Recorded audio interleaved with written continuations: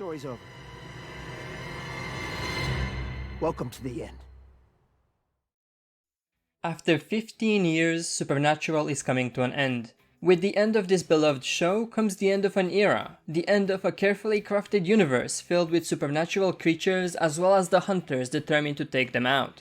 But that is not to say that the impending end of the show has always signified the end of the show's universe on TV. You see, Supernatural has had not one, but two attempts at a spin-off during its 15-year course. Both Bloodlines and Wayward Sisters, as these shows were respectively named, had a backdoor pilot during Supernatural's run, testing the audience's reception to the concept of the shows. Unfortunately, neither of the shows have been picked up by the CW, despite the enthusiasm shown by the audience and cast alike. Today, we'll be analyzing Supernatural Bloodlines in hopes of figuring out why the spin-off of a show with such a cult following was deemed unworthy. If you would like to see our analysis of Supernatural's other attempted spin-off, Wayward Sisters, make sure to subscribe and turn on your notifications as part 2 will be coming soon. There's no such thing as monsters. Today, we'll be looking at Supernatural Bloodlines. The backdoor pilot for this spin-off occurred during Season 9, Episode 20 of Supernatural, and it featured an entirely new premise and cast. Focused on mystery and intrigue, the Chicago-centric show introduced Ennis Ross, a civilian that is caught in the crossfire between shifters and werewolves, which are just two of the 5 supernatural factions that are in control of Chicago. Alongside Ennis, we also have David Lassiter, a shapeshifter whose desire to lead a human life is interrupted by the need to keep a war from destroying Chicago.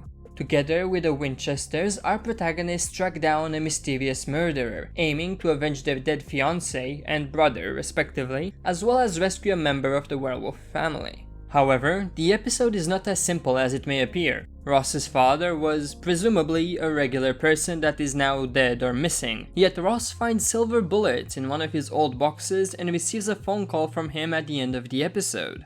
On David's side, the woman he rescues is his ex-girlfriend, with whom he has a Romeo and Juliet type of relationship, as their two families, the shifters and the werewolves, are aiming to go at war with one another. He intends to come back to a life of crime and keep Chicago from being destroyed by the impending war. And I'm coming back to the family. I thought you were out. Well, now I'm back in. Now, with our brief understanding of the episode, let's explore it further in order to determine the reason why the CW did not go ahead with Bloodlines. First of all, let's take a look at what Bloodlines did right. My name is David Lassiter. I'm a shapeshifter. Yo, what? We shift our shape. I mean, it's kind of all there in the name. The most exciting thing regarding Bloodlines was the premise of the show itself. Seeing a freshly minted hunter work alongside a shapeshifter in order to prevent a war between various supernatural factions is an exciting prospect. Not only would we get to explore a new dynamic between hunter and monster through the budding friendship of Ennis and David, but we would also get to explore an immense political landscape, where the 5 monster factions would constantly try to gain an upper hand on one another, always pursuing their own goals. Whether the plot of the show would be preventing the war or ending the war after it started, it is undeniable that Bloodlines could have been an incredibly tense and thrilling series. A combination of House of Cards, Supernatural and the originals, but filled with a variety of supernatural creatures. Not only was Bloodlines' premise engaging, but the series also seemed to be very thematically focused. It appeared that Bloodlines would be focused on mystery and intrigue, as the pilot of the show centered around uncovering one mystery, yet left viewers with 2 more by the end of the episode. Was Ennis's dad alive? And who killed the mystery man's young boy? But those were not the only themes present. There was also a lingering theme of romance, something that Supernatural never truly focused on, as David and Violet represented modern-day Romeo and Juliet, their love denied by their supernatural race and factions. Romance, mystery, and intrigue in a supernatural-based show surrounding mobster factions in Chicago? Count me in. Finally, the setting and characters introduced in Bloodlines would have also been interesting to explore. Contrary to Supernatural's Monster of the Week episodes, which see Sam and Dean going all around the states, Bloodlines was supposedly going to take place exclusively in Chicago, which would have been a nice change of pace from the procedural nature of the origin show.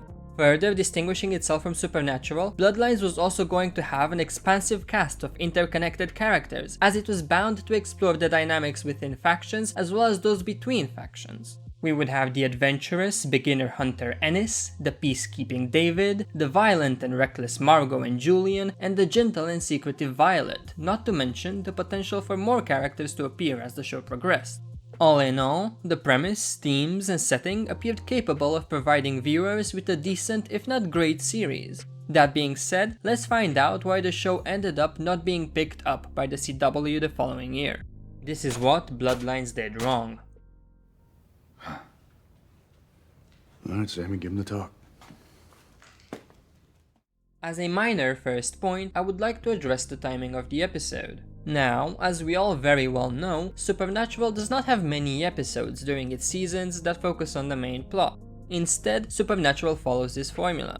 The first 3 or 4 episodes are plot episodes, dealing with the events of the previous season finale, as well as setting into motion the new danger caused by fixing said events.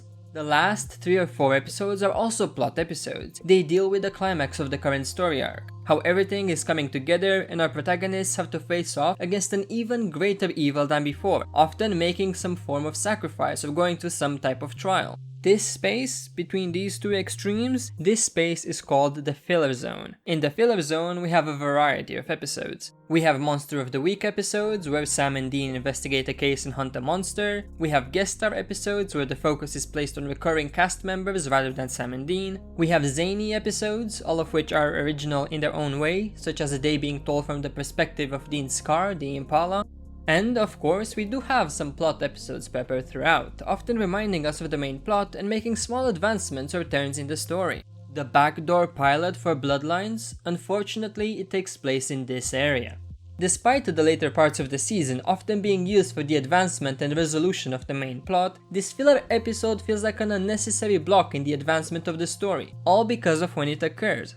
I firmly believe that, had the pilot taken place closer to the middle of the season, it would have been received a lot better. The second mistake that Bloodlines makes is contained within its array of characters. The spin-off introduces a completely new cast of characters, each with their own history, personality, relationships, and goals.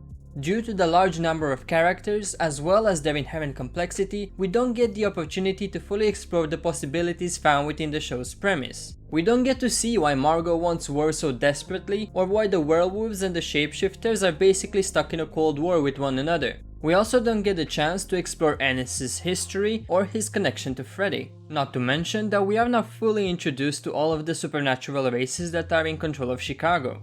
There are many lost opportunities in this regard, which seems unavoidable given the depth of Bloodlines setting and characters.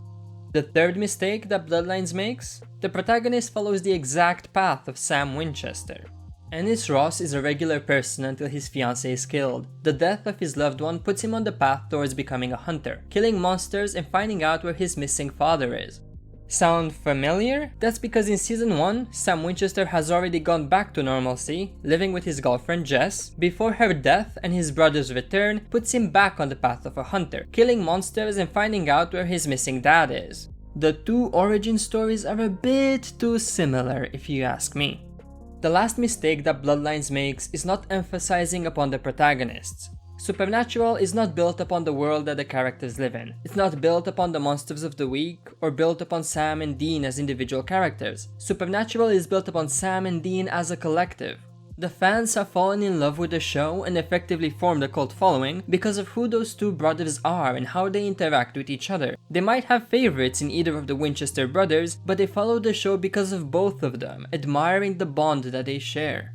While Bloodlines seemed to indicate that Ennis and David would form an alliance down the road, working together to stop the war from happening, it did not focus on their relationship past 1 or 2 short dialogue scenes. As such, while we know both Ennis and David quite well as independent characters, we didn't get a chance to see what they would be like working together. Given that the show would most likely follow said format, not exploring it in more depth is a missed opportunity.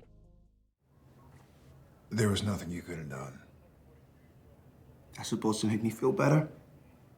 So, while we could say that it was the poor timing of the episode, the unexplored characters and concepts, or the unexplored dynamic between our main characters that has led to the show not being picked up by the CW, perhaps we should reserve our judgment until we take a look at Supernatural's second attempt at a spin-off.